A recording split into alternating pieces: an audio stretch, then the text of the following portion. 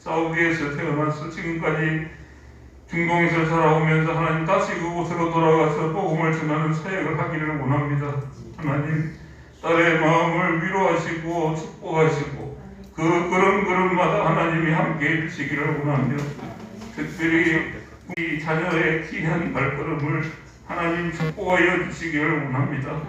하나님 또 우리 가운데 있는 자녀들도 우리 부모보다 더 믿음의 걸음을 걸어가는 자녀들이 많이 나오도록 하나님 저희 교회 청년들과 자녀들을 축복하여 주시기를 원합니다. 세상이 감당할 수 없는 정말로 믿음의 사람들이 이곳에서 많이 나와서 하나님의 나라와 하나님의 교회와 이 전국과 세계를 위하여 일하는 많은 믿음의 사람들이 이 교회를 통하여 나올 수 있는 은혜를 하나님 주시기를 원합니다. 청년들의 마음속에 하나님 찾아가 주시고 세상의 유혹보다도 하나님의 말씀으로 그 마음에 새겨주시고 늘 영으로 새롭게 하여 주시기만을 간절히 원합니다. 하나님 이 시간 예배를 시작하는 시간입니다.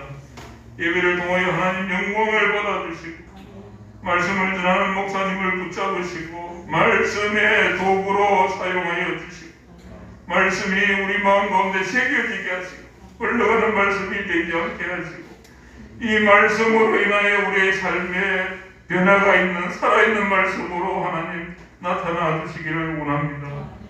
하나님 모든 영광 하나님께 돌리기를 원하옵고 예수님의 이름으로 기도드립니다. 아멘.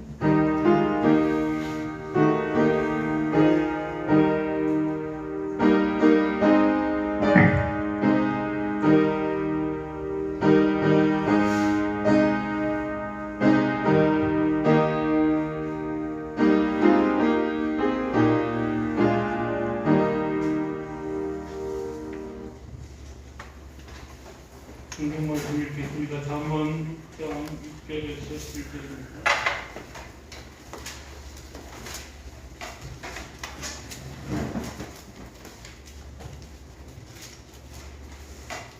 잠언 6장 6절에서 한 목소리로 함께 읽겠습니다. 의학 753페이지입니다. 제 성경 읽겠습니다.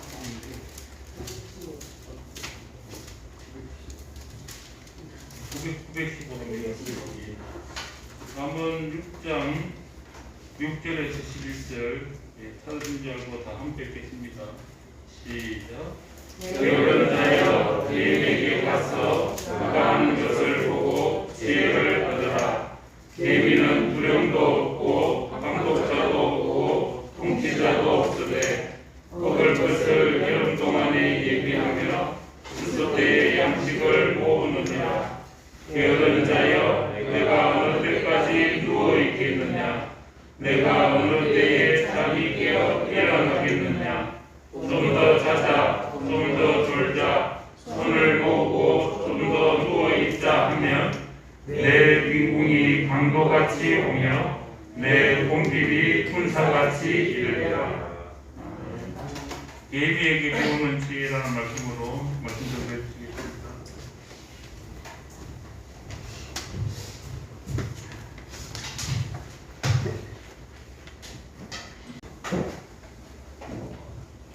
이단 예배를 드리는 모든 성도님들에게 교회가 되든 또 가정이 되든 하나님의 위로와 평안이 넘치시기를 바랍니다. 정신과 의사 가운데 문요한이라는 사람이 있는데요.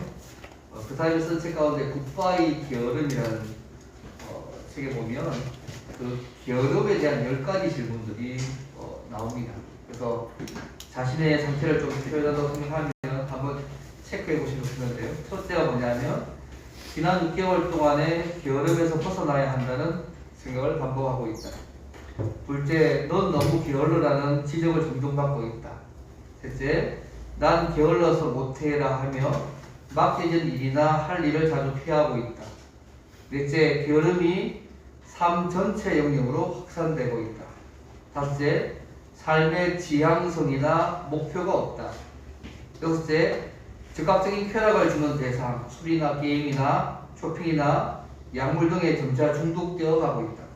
일곱 번째, 난 무능하기 때문에 실패할 수밖에 없다. 여덟째, 게으름에서 벗어나는 시도가 번번이 실패했다. 아홉 번째, 대인 관계를 피하고 점차 혼자 있는 시간이 많아지고 있다. 네 번째, 내 인생은 더 이상 희망이 없다. 뭐 이런 질문들 중에서 한 4개 이상이면 병적 게으름을 의심을 좀 해야 된다 하고 6개 정도 이상이면 병적 게으름일 가능성이 많다고 그렇게 한 질문을 주실 수 있습니다. 그가 게으름을 판단할 때 삶의 방향성이 있느냐 없느냐가 중요하다고. 그래서 중요한 일을 열심히 하는 것이 더 중요함들을 말하고 있습니다. 사실 우리 모두에게는 다양한 게으름이 있을 수 있습니다. 그래서 기독교 철학자인 도로시 스웨어서는 이렇게 얘기합니다. 아무것도 믿지 않고 신경 쓰지도 않고 미워하지도 않고 알려고도 하지 않고 간섭하지도 않고 즐기지도 않고 사랑하지도 않고 미워하지도 않고 살아야 될 분명한 목표도 없고 죽어야 될 어떠한 이유도 없기 때문에 그저 살아있는 죄가 나태함과 게으름이라고 이렇게 표현했습니다. 여러분, 신자와 불신자를 구분하는 특징이 무엇이라고 생각하십니까? 그리고 하나님을 섬기고 사랑하는 신자라고 말할 때 하나님의 계명을 지키는 삶으로 아마 나타나는 게 신자의 삶의 모습이지 않습니까? 우리가 계속해서 매일 성경에 이게 지금 잠언서를 계속 묵상하고 있는 중에 있는데요. 하나님의 계명은 우리에게 늘 진실하라고, 또 정직하라고, 또 맡은 일에 성실하라고, 또 매사에 부지런하고 다른 사람을 배려하고 가난한 사람들을 볼 때에 구제하고 희생하고 봉사하고 친절하게 상냥하라고 성경 전체가 계속해서 말씀하고 있습니다. 그래서 우리가 많은 불신자들이 또 이름부터 신자라고 이야기할 때에 그 가지는 이미지가 신자는 성실하다, 정직하다, 부지런하다, 선한 일이라면 무슨 일 희생하고 봉사하는 사람들이다, 책임감도 강하다, 친절하고 상냥하다, 뭐 이런 부분의 이미지들이 신자들에 대한 이미지가 있어 왔습니다. 그래서 오랫동안 이것이 많은 사람들이 생각해오는 신자의 이미지였습니다. 근데 언제부턴가요? 이런 이미지가 점점 희석되어 가는 것 같은 느낌을 받습니다. 오히려 신자라고 하는 오히려 부정적인 이미지가 더 많이 대체되고 있는 것이 지금 시대인지 모르겠습니다. 오늘 본문의 말씀, 우리 잠언을 계속 묵상하고 있는데요. 여호와를 경외하는 것이 정말 참된 지혜의 삶인데, 이 여호와를 경외하는 이 일과 우리의 삶 가운데 성실하고 부지런하게 일을 하고 게으름의 이 문제를 어떻게 우리가 함께 좀 생각할지를 말씀을 통해서 생각해 보려고 합니다. 특별히 계미에서 배움을 통해서 여호와를 경외하는 참된 지혜의 삶이 어떤 것인지를 크게 한 2가지 정도를 함께 생각해 보기를 원합니다. 첫 번째는요, 게으르지 않고 스스로 다가올 미래를 대비하여서 부지런하게 삶을 준비해야 합니다. 사실 게으름은 어떤 면에서 죄와 악임을 자신이 알아야 될 필요가 있는데요. 솔로몬 오늘 본문에서 여호와를 경외하는 자는 부지런해야 된다는 것을 가르치기 위해서 계미에게서 배우라고 오늘 말씀하고 있습니다. 이 솔로몬이 어떤 사람입니까? 이거 솔로몬 하면 어떤 거 생각나세요? 유명한 그 재판 사건 기억나시죠? 그렇죠? 그리고 세상에서 가장 부귀와 영화를 많이 누린 사람으로 아마 생각하실 겁니다. 근데 솔로몬이 이거만 한 것이 아니고 하나님의 성전을 지어서 하나님께 봉헌하고 잠언을 많이 지었습니다. 그래서 참된 지혜가 무엇인지를 가르쳐준 것도 솔로몬 한 일이었습니다. 그래서 열왕기상 4장에 보면 그가 잠언 3000가지를 말하였고 그의 노래가 1005편이고 초목에 대해서 말하되 레바논의 백향목부터 시작해서 우수족같이 또 짐승과 새와 기어다니는 것과 물고기에 대해서 말했다고 성경이 기록합니다. 솔로몬 일종의 철학자이기도 하고요. 그 당시 시인이기도 하고 식물학자이기도 하고 동물학자이기도 하고 조류와 곤충류와 의료인까지 폭넓은 지식을 가진 사람이었습니다. 이런 지식을 가진 그가요, 개미의 모습을 관찰해서 오늘 부분의 말씀들을 또 기록하고 있는 것이 오늘 말씀입니다. 여러분, 개미라는 이 작은 동물을 생각할 때 여러분 어떤 이미지가 생각나십니까? 저는 개미 떠올리면 이솝과 개미와 배짱이밖에 생각이 안 나서 이 그 부지런함밖에 생각이 잘 안 납니다. 아마 어릴 때부터 이 배워왔던 이 학습이 이솝우화에 나오는 개미와 배짱의 이미지가 더 많아서 부지런한 이 개미라고 생각합니다. 사실 이 이솝우화가요 주전 6세기에 이솝이라는 사람에 의해서 쓰여졌는데 오늘 본문의 잠언은요 주전 10세기에 쓰여졌습니다. 훨씬 더 오래전에 쓰여진 것이거든요. 그런데 오늘 본문의 잠언에서도 부지런해야 되는 것을 알려주기 위해서 개미의 부지런함을 가지고 설명하고 있습니다. 6절 말씀이잖아요. 게으른 자여 개미에게 가서 그가 하는 것을 보고 지혜를 얻으라고 말씀하고 있습니다. 예전에 본 그 개미라는 소설 읽어보신 기억나세요? 그 베르나르 베르테가 쓴 그 개미라는 소설 읽어보셨어요? 죄송합니다. 다 읽으시는 건 아마 오래전 소설이죠. 그 개미라는 소설에 보면 이 개미를 어떻게 이야기하면요. 솔로몬은 개미가 다 이게 거변하다고 생각해가지고 말하지만 사실 그는 벽 밖에 있는 개미는 바살뿐이라고. 그래서 이 베르벨의 소설에 보면 개미들 중 20%만 일을 하고 나머지 80%는 놀고 먹는다고 이야기했거든요. 사실 그렇지 않습니다. 그 우리나라에 유명한 개미 학자가 있어요. 개미 박사가 있는데요. 최재천 교수라고 그 하버드의 유명한 그 전 세계 개미의 권위자가 있어요. 이분한테 배워와서 이분이 전 세계 개미의 부분의 그 권위자인데요. 놀고 노는 게 아니고 20% 밖에 일하고 나머지 80%는 이 20% 개미가 지치고 쓰러지고 넘어질 것 같으면 대체하기 위해서 준비하거든요. 어쨌든 개미는요 정말 부지런한 동물이라고 이렇게 말을 하고 있습니다.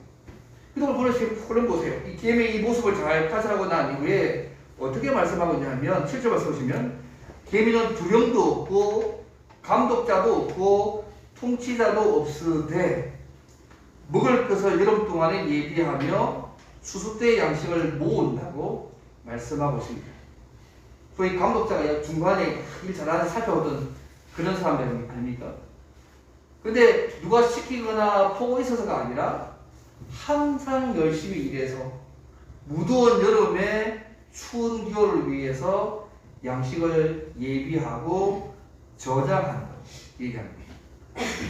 당장이 눈에 보이는 그런 유익만이 아니라 미래의 유익을 위해서 부지런하게 성실하게 일한다고 말씀하고 있습니다. 특히 두령이나 감독자나 통치가 없다는 이 말이 참 재밌잖아요. 누가 시켜서 하는 것이 아니라는 얘기잖아요. 억지로 일을 하도록 누가 명령해서 하는 것이 아니라 그 명령을 수행하는 감독자가 없어도 미래를 준비하면서 열심히 일한다는 것입니다. 우리 표현하면 그죠? 하나님이 보고 계시니까 누가 보지 않든 간에 그 하나님이 보고 계시니까 그냥 생각하면서 살아가는 그 삶 아니겠어요? 오늘 우리가 많은 일들을 할 때 가끔 이런 생각해요. 누가 때로는 잔소리하거나 누가 감독하거나 누가 보고 있어가지고 어찌 하도 말지 못해서 할 수 있는 일 할 때가 가끔씩 있잖아요. 그러다 개미는요 명령에 못 이겨서 수동적으로 일을 하거나 징벌이나 잔소리가 싫어서 한 일하는 것이 아니라 본능적으로 열심히 일하면서 양식을 준비하고 미래를 준비한다고 본문이 말씀하고 있습니다. 바로 이 개미의 이 부지런함을 배워야 된다고 사실 이야기하고 있습니다. 그리고 솔로몬이 이 개미를 또 관찰하면서 이 개미의 생태를 통해서 어떤 사람을 갖고 있게 말하고 있습니다.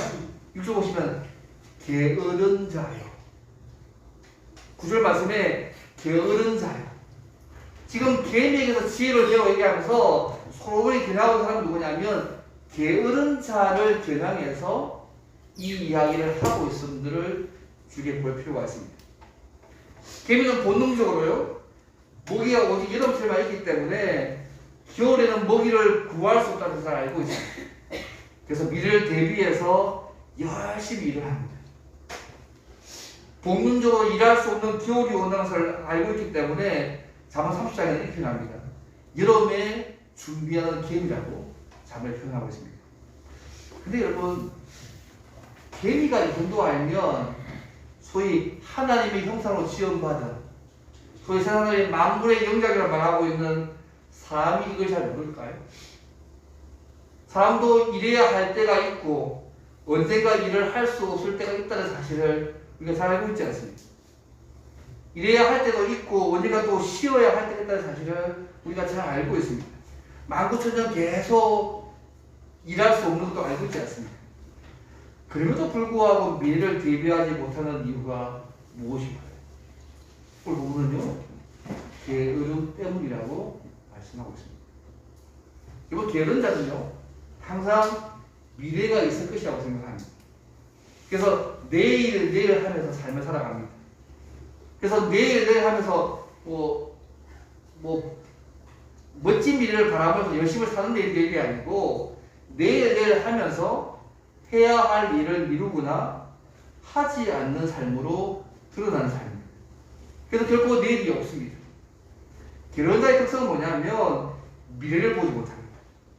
육체의 안일함과 당장 눈앞에 있는 당장의 처짐만을 더 생각합니다. 그래서 사실 신들 목사님이 이 구절에서 이렇게 표현했습니다. 우리 마음에 찾아와서 삶에 대한 건전한 의욕과 열정을 앗아가는 전문적인 도덕이 있는데 그 도덕의 이름이 바로 내일로 미루기다. 내일로 미루기의 그 삶이 우리의 삶의 의욕과 열정을 앗아가는 주된 도움이라고 표현했습니다. 재미있는 표현이잖아요. 이 일 자체가 귀찮게 여기기 때문에 미루는 게으른 그 태도가 삶에 꼭 필요한 열정을 쉽게 만들고 결국 사람이 누릴 수 있는 행복을 앗아간다고 말하고 있는 것입니다. 이런 말 들어보셨어요? 한때 인터넷상에서 유행했던 기차니즘. 기차니즘 들어보셨죠? 어떤 일에 대해서 행동하기를 꺼려하거나 귀찮게 되는 삶의 양태가 기차니즘이잖아요. 저희 앞도가 게으름의 또 다른 표현이지 않습니까? 건강치 못한 젊은이의 삶을 표현하기를 기차니즘 이게 있거든요. 기차니즘과 비슷한 또 다른 단어가 있습니다. 니트족이라고 들어보셨어요? 니트족. 승리야 니트족 들어봤어? 미안하다. 이 니트족은요 아무 일도 하지 않고 그냥 쉬는 사람은 니트족입니다. 이 코로나 2021년 코로나 때문에요. 코로나 이후에 이 니트족이 젊은이가 니트족이 46만 정도를 더 확 줄었다고 이렇게 통을 벌이고 있습니다. 어쨌든 게으른 자는요 항상 미래가 있을 거라고 생각하고 내일 하면서 마땅히 해야 할 일을 하지 않는 모습을 가지고 있습니다. 또 게으른 자의 또 특징이 뭐냐면 종이 나오는데요. 조금만 하면서 잠을 많이 잔다는 것입니다. 여러분 구조가 11절 말씀 보십시오.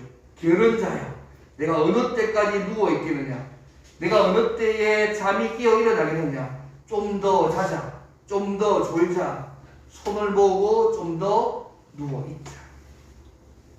조금만 하면서 잠을 많이 자는 것이 또 게으른 자의 특성입니다. 혹시 여러분 이 구조 보시면 눈에 그려지는 사람이 혹시 계십니까?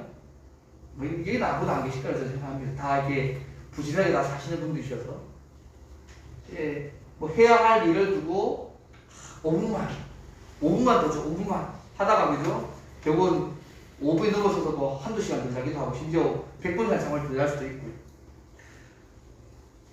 여러분 되도록이면요 반드시 잠을 자야 될 시간을 제외하고는 눕지 않으실 필요가 있을 것 같습니다. 누우면 일어나기 싫습니다. 저도 살이 찌니까 만만치 않던데요. 일단 자면 좀 더 자고 싶습니다. 잠을 자도 끝이 없는 것 같습니다. 계속. 이것이 타락한 인간이 가지고 있는 신체 구조의 특징입니다. 자면 덜 자고 싶은데 그게 아니고 자면 더 자고 싶습니다. 그 일이 싫습니다. 그래서 런던의 어떤 대학에서 연구팀에서요, 이 잠에 대해서 한번 연구한 적이 있었는데, 적어도 하루의 수면 시간은 7시간이 가장 적당하다. 그래서 이 적정 7시간보다 더 자는 사람 중에 7, 8% 정도가 기억력과 인지 능력이 저하 현상들이 관찰되어졌다. 그래서 적당한 잠을 자는 필요하지 더 많이 잔다고 더 좋은 거 아니라고. 오히려 너무 많이 자고 조기 사망률이 높아진다고. 그 팀들이 그렇게 이야기했습니다. 어쨌든 여러분 밤에 늦게 잔 것도 아니고 몸이 아픈 것도 아닌데 그냥 막 일어나기 싫어가지고 계속 침대에 이불 속에서 뒹굴든지 나오지 않든지 해는 혼이 떴는데 여전히 꿈꾸고 있고 침 흘리면서 계속 잠자고 그렇게 지칠 때까지 자다가요 너무 허리가 아파서 일어나는 것이죠. 이렇게 일어나면 이런 상쾌한 기분으로 하루를 시작할 수 있겠습니까? 그래서 이런 삶은요, 소위 방탕한 수면이라고 합니다. 물론 우리가 가끔은 상태에서 이렇게 할 수 있지만 계속 이렇게 잠을 자면 이거는 방탕한 수면이죠. 이거는요, 영적인 삶까지도 망칠 가능성이 높습니다. 육체의 게으름에서 오는 방탕한 잠은요, 반드시 우리의 영혼과 마음에도 옳지 않은 결과를 가져옵니다. 그리고 게으른 사람은요, 잠도 많고 할 일을 미루기도 하고 편한 것만 좋아하는 특성을 가지고 있습니다. 그것만 있는 게 아니고 다른 사람을 피곤하게 만듭니다. 그래서 누가 이렇게 자서는 안 될 시간에 자고 있는 걸 보고 그냥 막 이래라고 뭐라고 하라고 하면 신경질을 짠다고 기분 나빠요. 그리고 게으른 사람은 일이 보이지 않습니다. 오늘 본문에 이 게으른 사람의 특징에서 4번이 계속 얘기하고 있는데요. 잠언 12장에 보게 되면 이렇게 얘기합니다. 게으른 자는 그 잡을 것도 사냥하지 아니하나니 사람의 부귀는 부실이라는 것이냐고 잠언 12장 27절에 말씀합니다. 잠언 19장 24절에 말씀합니다. 19장 24절에 게으른 자는 자기의 손을 그릇에 넣고서도 입으로 올리기를 괴로워한다. 이거 이해되시겠습니까? 예, 먹으려고 그래서 손 놓는데 입 올리기 싫어가지고 먹는 것도 잘 안 한다는 얘기지 않습니까? 예, 또 잠언 26장 16절에는 게으른 자는 사리에 맞게 대답하는 사람 7보다 자기를 지혜롭게 해줍니다. 게으른데요, 자기가 지혜롭게 생각하는 거죠. 여러분, 이 호화를 경험하는 모습은요, 스스로 지혜롭게 여기지 말라고 얘기하잖아요. 그렇죠? 여러분 주변에 이런 부분의 사람이 쭉 있는 것 같습니까? 보통 시간 관리를 하는 몇 가지 유형이 있는데 그게 세 가지가 있는데 첫째가 뭐냐면 시간 파괴력이 있습니다. 내 시간만 파괴하는 것이 아니라 남의 시간까지 파괴합니다. 소위 뭐 도박이나 술에 취하든지 시기나 질투나 정오나 원한을 가져서 그 시간이 남을 파괴하는데 다른 사람을 파괴하는 시간 파괴력이 있습니다. 두 번째는 시간 소변이 있다고 합니다. 시간을 낭비하는데요. 뭐 일한다고 시간표와 계획표를 만들고 소위 마스터를 다 짭니다. 근데 정작 하는 일은 별로 없습니다. 계획만 두고 짜고 있죠. 그냥 생각만 하고 일을 잘 하지 않는 것이죠. 말만 하는 것이죠. 소위 시간 소비형입니다. 세 번째 용어는 보통 시간 창조형이라고 부르는데요. 하나님과의 관계에서 내게 주어진 시간의 뜻을 알고 약속된 미래를 바라보며 사는 것입니다. 내게 주어진 시간, 상황, 여건에 대해서 사명감을 가지고 임하는 것입니다. 이것이 시간을 창조하는 자의 삶이지 않습니까? 그리고 예배도 5장 1말 있잖아요. 너희가 어떻게 할 것을 자세히 주의하여 지혜 없는 자 같이 하지 말고 오직 지혜 있는 자 같이 하여서 세월을 아끼라. 때가 악하니라고 이것을 5장 5절 15절 16절 말씀하고 있습니다. 여러분 어떤 유형에 속하세요? 시간 파괴형, 시간 소비형, 시간 창조형. 아마 여기 계신 분은 다 시간 창조형이겠죠. 그죠? 하나님과의 관계에서 내게 주어진 시간의 뜻을 알고 그것을 바라보면서 삶을 살아가는 아마 시간 창조형의 삶을 살고 있다고 생각합니다. 어쨌든 이런 부지런함과 괴로움의 차이가 금방 나타나지 않을 수 있습니다. 실제로 금방 나타나지 않습니다.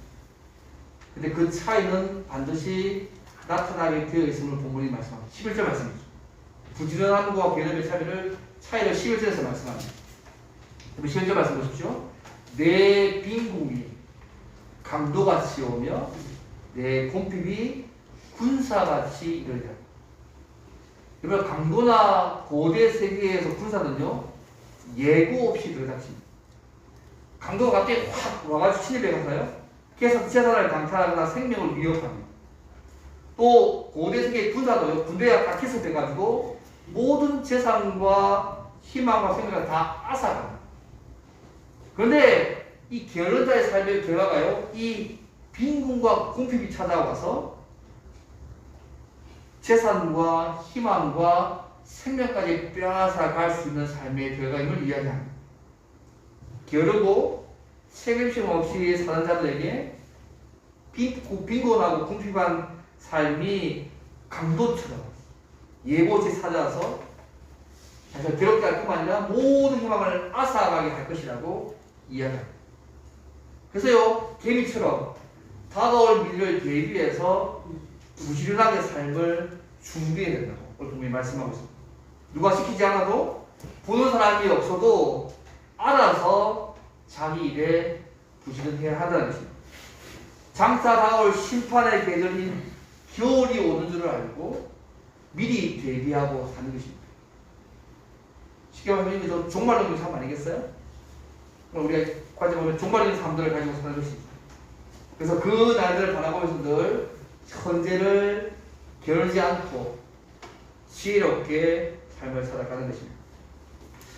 사랑하는 여러분, 게으름은 자기 자신에 대해서 하나님께서 내게 주신 은사와 사명에 대해서 죄를 짓고 있는 것입니다.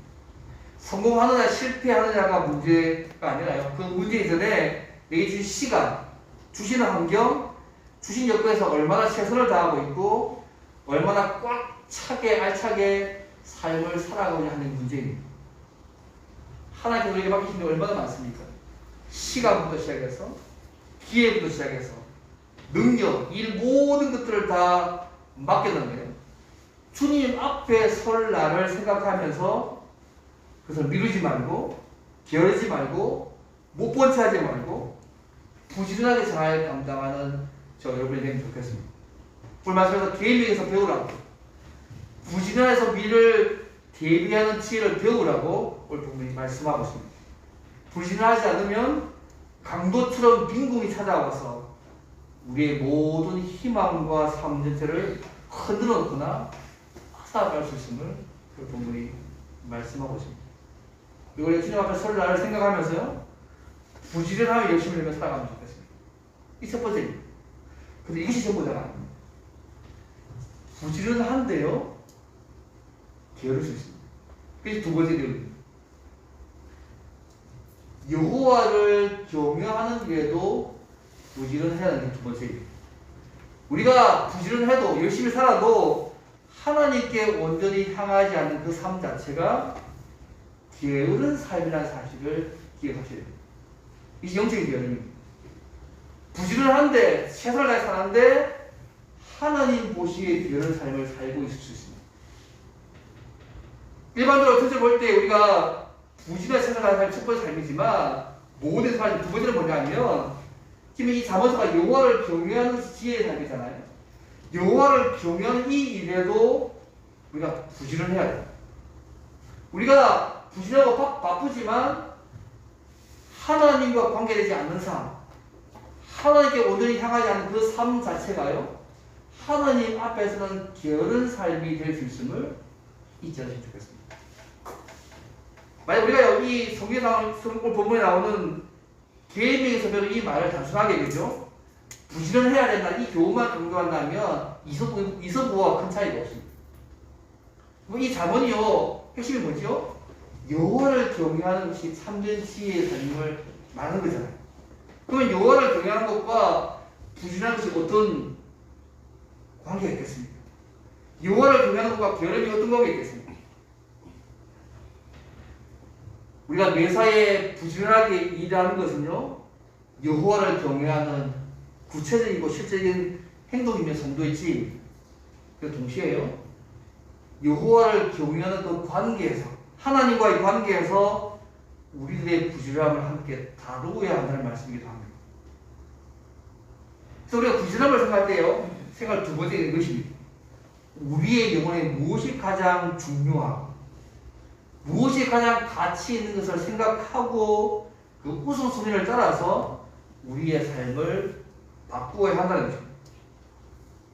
여러분 우리 인생을 엉망으로 만드는 것은 우리의 환경이 아닙니다. 우리의 마음과 육체의 게으름일 때가 훨씬 많습니다. 특히 영적 게으름, 하나님과의 관계에서 부지런하지 못한 영적 게으름은요 우리의 영혼을 망가뜨려서 하나님과의 관계를 깨뜨립니다. 다른 사람과의 관계도 깨뜨립니다.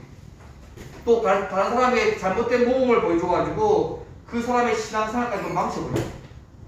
나만 망치는 것이 아니라 수많은 사람에게 해를 끼치며 살게 하는 것이 영적 게으름입니다. 혹시 여러분 가운데요? 나의 삶 가운데 목적 없이 뜻과 목적 없이 되풀이되는 고단한 삶을 살고 있는 분 혹시 없었습니까? 쉴 새 없이 바쁘게 하루를 살고 있긴 하지만 내 인생 가운데서 하나님은 빠져있는 것 같은 삶을 살고 있지는 않습니까? 두 번째 괴로움은 이것입니다. 내가 열심히 살고 바쁘게 사는데 내 인생에서 하나님은 빠져있고 하나님과 관계없는 바쁜 삶을 사는 것은요, 하나님 앞에서 게으른 삶이 될 수 있다는 것이 두 번째입니다. 부지런한 것만으로는 안 됩니다. 방향에 있어서 하나님과의 관계에 있어서 그분이 원하시는 부지런함이 되지 않으면 그 삶은요, 게으른 삶입니다. 이것이 이소부화와 성경에 말하는 이 부지런함이 다른 이유입니다. 그리고 게으름의 궁극적인 원인이 뭘까요? 어머니에서 자기 사랑이죠. 이번 게으른 사람이라고 하더라도 전혀 일을 하지 않는 게 아니거든요. 아무리 게으른 사람이라도 자기가 좋아하는 일은 열심히 합니다. 게으른데요, 자기가 좋아하는 진짜 목숨 걸고 열심히 합니다. 그리고 내 삶에 건강한 삶을 살고 있기 때문에 그 삶이 내가 요구하는 정욕을 따라가는 삶을 나타나고요. 그리고 하나님께서 맡겨주신 그 소중한 일에 대해서 최선 다하지 않게 되고 의무를 저버리게 되어지고 점점 내가 중심으로 살아가는 내 중심의 피하 중심 삶으로 가서 저는 파멸로 가는 삶이 되는 것이죠. 남들이 놀고 일할 때 즐길 때 일한다고 해서 그 삶만으로 부진한 삶을 살고 있다고 생각하시면 안 됩니다. 무엇을 부지런하게 바쁘게 산다고 그가 부지런한 것이 아니라는 말씀입니다. 세상적인 부지런함과 성경이 말하는 부지런함의 차이가 있기 때문입니다. 목적이 없는, 목적지가 없는 삶은 시간 낭비를 하고 있는 방황의 삶입니다. 아무리 부지런해도. 이번 게으른 삶은요, 오늘 두 번째 모습은 하나님과 관계되지 않는 바쁘고 분주하고 부지런한 삶이 하나님 앞에서 게으른 삶이 될 수 있음을 우리 잊지 않으시면 좋겠습니다. 하나님께 온전하게 향하지 않는 삶, 그 자체가 이미 게으른 삶을 살고 있는 것입니다. 저희 신대원의 신원아 교수라는 분이 기독 윤리학자인데요. 이분의 선택 가운데 죽음에 일어나는 7가지 재난 책에 보면 특히 나태에 대해서, 게으름에 대해서 이렇게 표현합니다. 게으름 나태는 단순히 몸이 느슨하고 느린 상태가 아니라 영혼이 병든 것처럼 의욕과 활력 이런 움직이지 않는 상태에 빠진 것이다. 아무리 찬양해도 기쁨이 없고 아무리 말씀을 전해도 은혜가 없고 무감각해지고 무관심해져서 움직이지 않는 상태가 게으름이다. 아무리 찬양해도 기쁨이 없고 아무리 말씀을 들어도 은혜가 없고 무감각해지고 무관심해서 움직이지 않는 상태가 소위 게으름입니다. 게으름은 행하는 죄가 아니라 행하지 않는 죄입니다. 더 나아가 표현을 이 게으름의 특징을 말하기를 영적 명하다, 정신적 고갈, 마음 내키지 않는 지루함, 기쁨의 부재, 뒤로 미루기, 핑계대기 등이 있다. 그 가운데 대표적인 것이 뭐냐면 뒤로 미루기와 핑계대기가 영적 게으름의 중요한 부분입니다. 그래서 예레미야 사막의 수도사들이요, 이런 게으름과 나태를 굉장히 경계했습니다. 삶에 익숙해지고 무감각해질 때에 아무도 모르게 이런 게으름이 우리를 찾아올 수 있음을 잊지 않으시면 좋겠습니다. 이번 하나님께서 우리를 예수 안에서 구원해 주신 진짜 이유가 뭡니까? 온전히 우리가 여호와를 경외하는 사람들을 살아서 그 안에서 복과 은혜를 누리게 하기 위해서 우리를 구원하신 거 아닙니까? 그래서 우리가 구원받은 하나님의 백성으로서 여호와를 경외하는 표현 중에 하나의 부분이 뭐냐면 부지런함을 드러내야 합니다.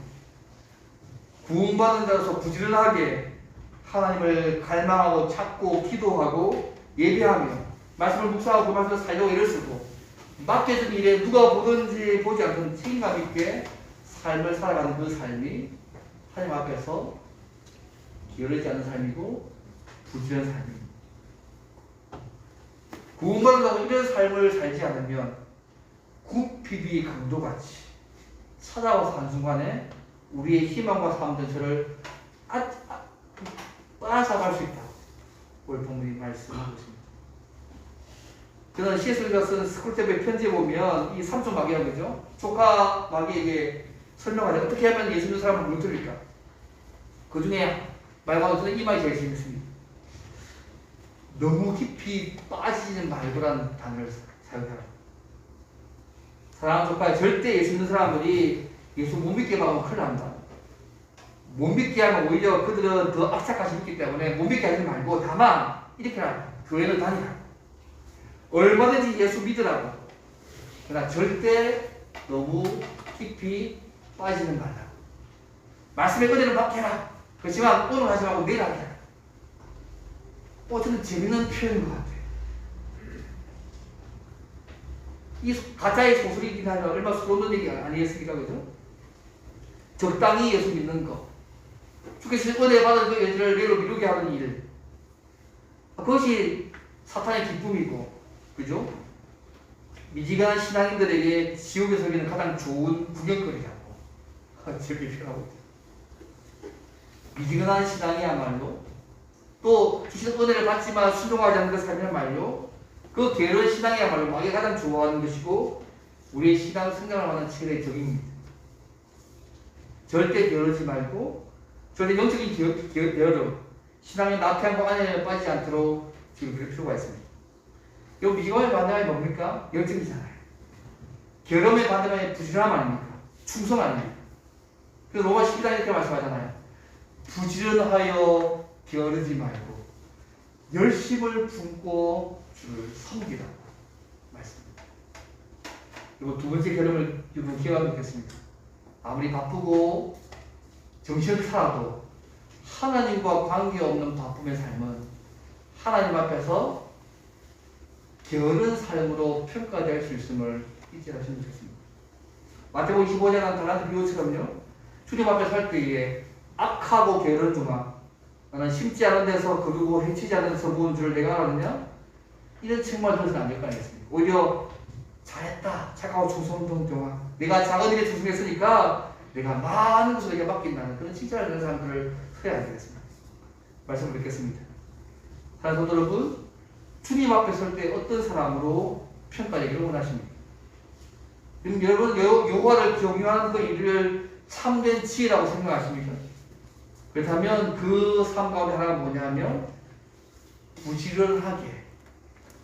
부지런하게 살고 그 부지런함이 우리의 삶 가운데 훈련되어지게 몸에 배이도록 만들어가는 일입니다. 동시에 우리의 삶을 하나님과의 관계에서 그분께서 우리에게 제시하는 그 삶을 위해서 내 시간 또 내 모든 걸 다 들여서 그 앞에 그런 삶을 살아가시면 좋겠습니다. 하나님과 관계없는 부지런함은 성경이 보는 관점에서는 게으른 삶을 살고 있는 것입니다. 혹시 하나님 보시는 관점에서 내가 게으른 삶을 살고 있는 것은 아닌지를 돌아보실 필요가 있습니다.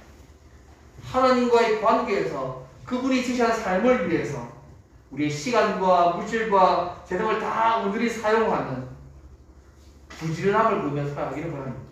그러면 하나님이 우리의 삶을 축복하시고 인도하시는 것을 우리 삶 가운데 경험하게 될 것입니다. 사랑하는 여러분, 모든 일에 부지런하시고 하나님과의 관계에서도 이 부지런함들을 사용하시려고 합니다. 그러면 우리의 삶을 축복하시고 인도하시는 하나님의 은혜를 날마다 우리의 삶 가운데 풍성히 누리게 될 것입니다. 이 은혜를 날마다 누리는 저와 여러분 되기를 주님으로 바랍니다.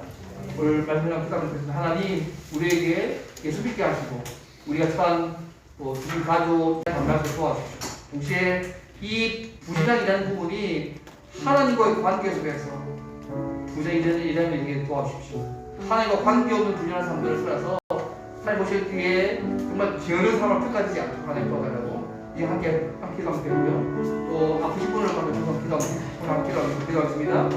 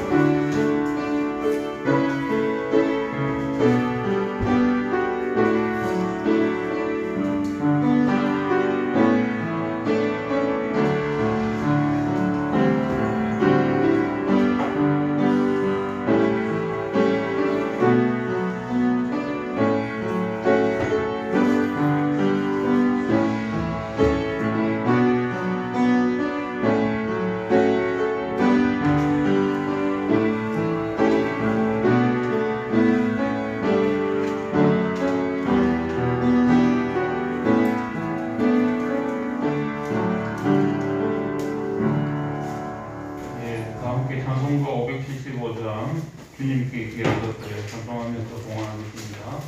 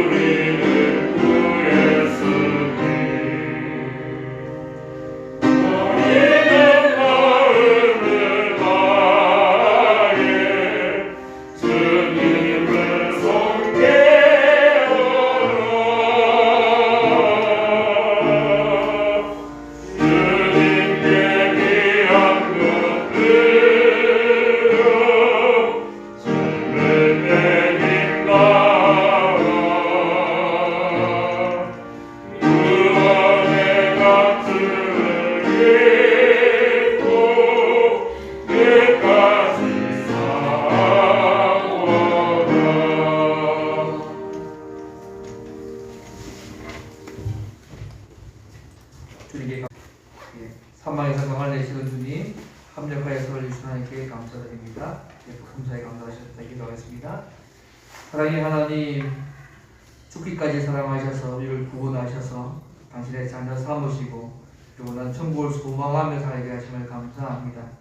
이 땅에 살 동안에 주신 기회, 주신 시간, 주신 능력, 주신 모든 일들을 주님 앞에 설날을 생각하며 기쁘게 잘, 진하게 잘 감당해가는 또 충성되게 잘 감당하는 우리의 삶이 될 수 있도록 저를 붙잡아 주옵소서. 이제 11조로 감사헌금으로 또 주정헌금으로 주님 앞에 주께 대한 그 사랑의 고백들을 담습니다.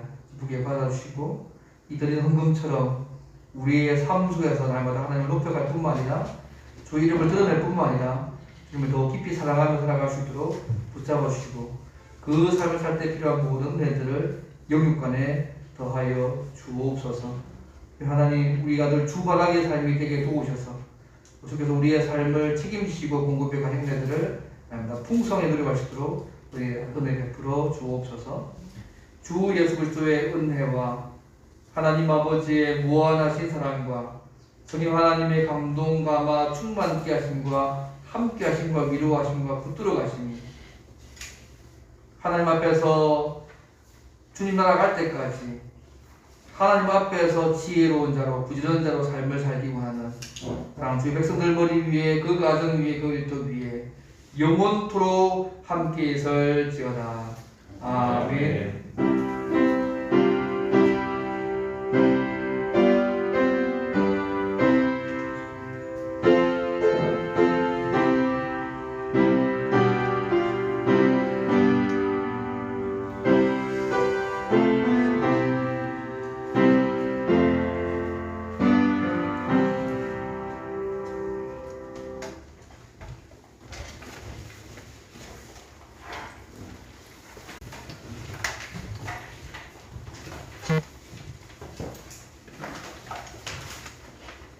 네, 교회 소식을 전하겠습니다. 알라 하나 교회 오신 모든 분들을 주님의 이름으로 환영합니다. 하늘의 평강과 은혜가 가득 넘치시기를 축복합니다. 우리의 가정, 일터, 자녀들, 선교사님들, 나라 그리고 코로나19가 빨리 해결되도록 기도해 주시기를 바랍니다. 정기당회가 수중에 있습니다. 지난번에 파송했던 김아민 자매가 얼마 전에 국제 변호사 시험에 합격했다고 연락을 했습니다. 축하하고 기쁜 일입니다. 영육간의 강건함과 이후의 모든 절차와 사역을 위해 계속 기도해 주시기를 바랍니다.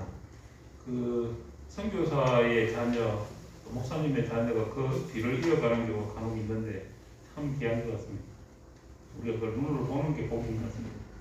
사우디에서 태어났고 사우디에서 초중고를 지냈기 때문에 이미 문화를 다 배우고 말을 다 배웠기 때문에 그 나라 사람은 마찬가지 사람이 다시 훈련받고 다시 그 나라로 돌아가서 복음을 전한다는 것. 한 선교사가 가는 곳에 얼마나 많은 훈련을 했는지 참 귀한 모습을 저희들이 보는 것 같습니다.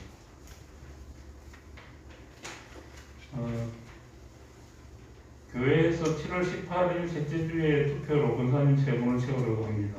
기도로 많이 준비해 주시기를 바랍니다. 저희 교회가 아마 5년 됐는데 5년 만에 처음으로 임직식을 준비합니다.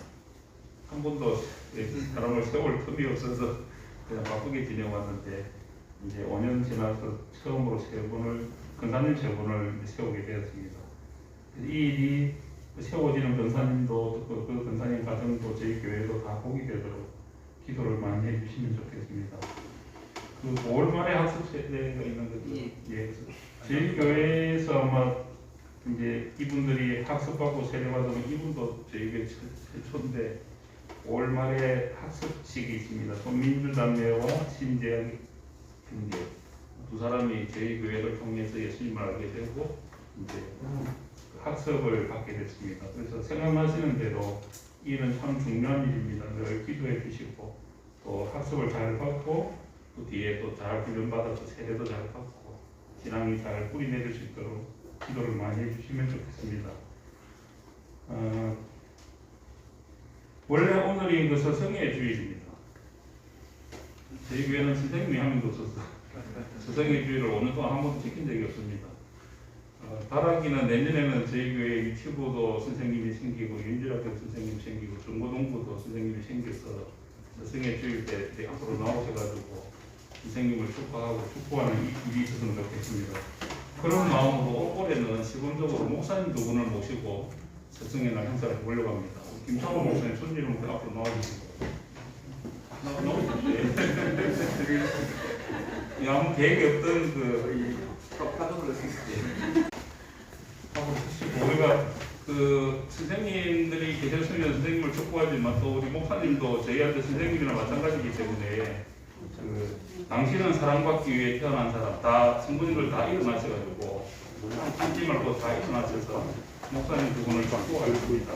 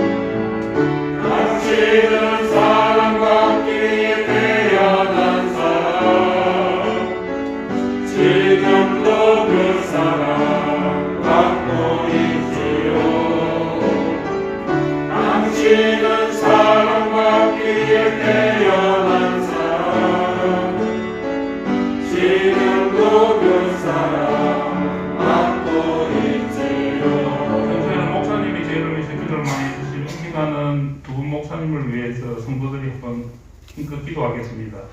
목사님께 하나님의 은혜를 주셔서 성령의 충만함을 부어주셔서 이 사역들이 하나님의 은혜 가운데 잘 감당하고 건강하시도록 영생의 지혜를 주셔서 하나님께서 은혜를 베풀어 주시기 함께 기도하겠습니다.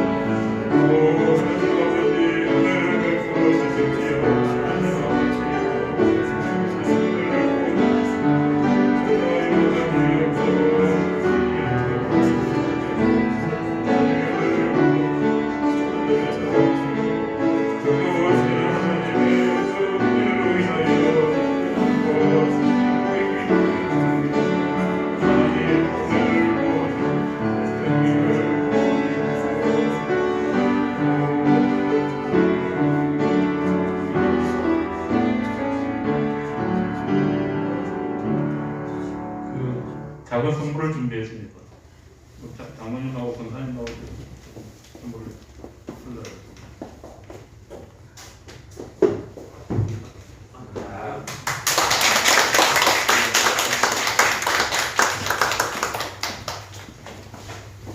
내년에는 교회들 가운데 교사들이 많이 세워져서 함께 축복하면 좋겠습니다.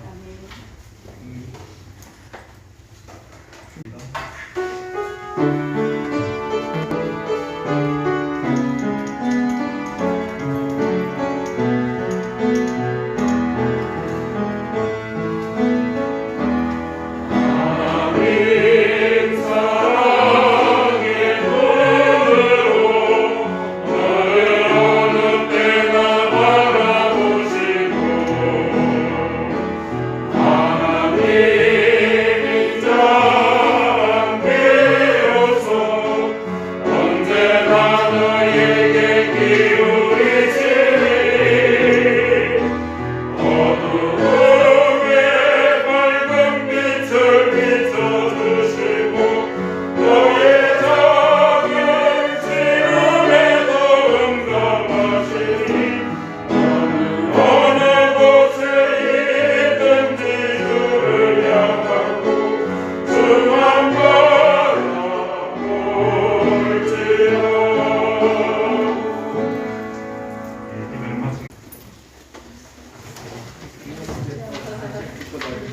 참 재밌었습니다.